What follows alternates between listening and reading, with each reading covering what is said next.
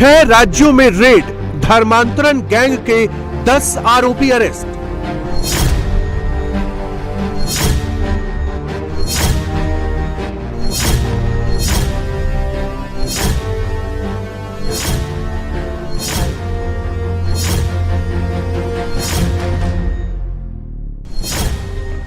Balrampur to Agra अवैध धर्मांतरण के खिलाफ सबसे बड़ा एक्शन। अवैध धर्मांतरण का यह मोडस ऑपरेंडी ISIS का सिग्नेचर स्टाइल है। धर्मांतरण गैंग का पाकिस्तान के किस आतंकी संगठन से कनेक्शन? ISIS वाले पैटर्न से कराए अब तक कितने अवैध धर्मांतरण?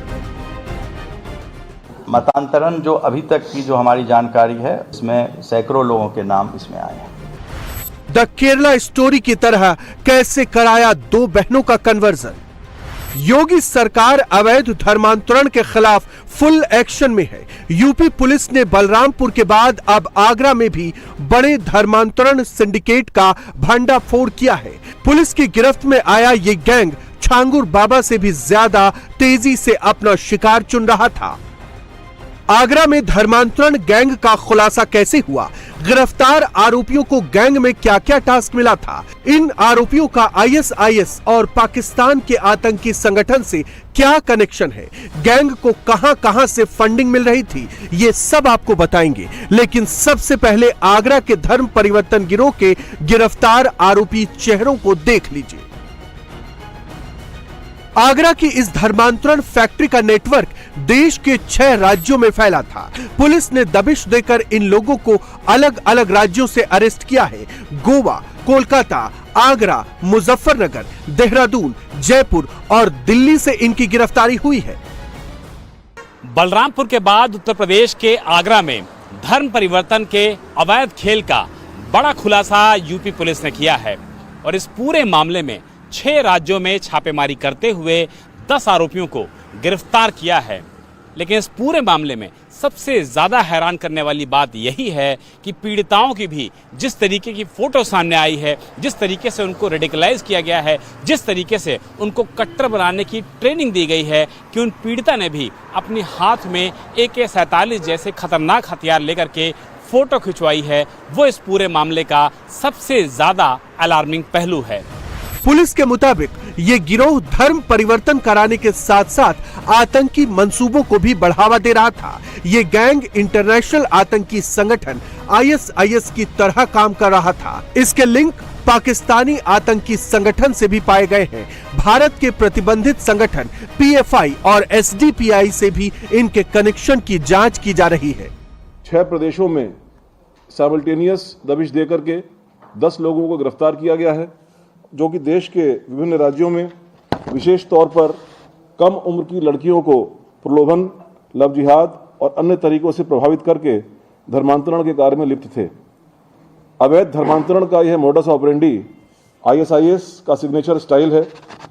अभी तक प्रारंभिक जांच में इस ग्रुप का संबंध PFI से, SDPI से और पाकिस्तान के आतंकी संगठनों से भी होने के संकेत मिले हैं।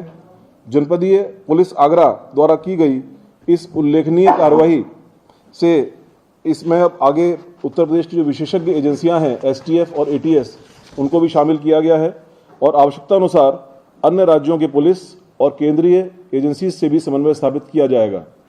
अभी तक इसमें कनाडा, अमेरिका, लंदन और दुबई से फंडिंग के और उनके संलिप्तता के उनके वहाँ पर रह रहे कुछ लोगों के साथ में संलिप्तता के सबूत मिले हैं, जिसके आधार पर आगे की कार्रवाई की जा रही है।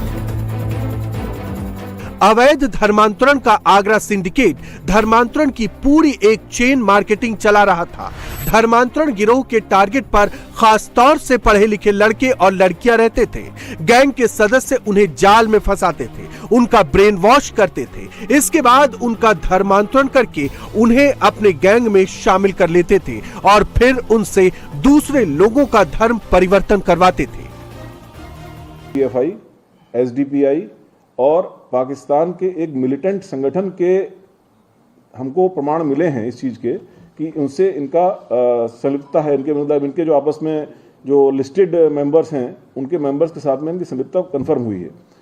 ISIS के बारे में मैंने कहा कि उनका ये सिग्नेचर स्टाइल है कि जिहादी तैयार करके इसमें से एक जो कन्वर्ट है, जो 2 लड़कियां गायब हुई थी जिनको रिकवर किया गया है, उनमें से एक का उसके अपने चेंज्ड फेसबुक पर AK-47 के साथ फोटो है।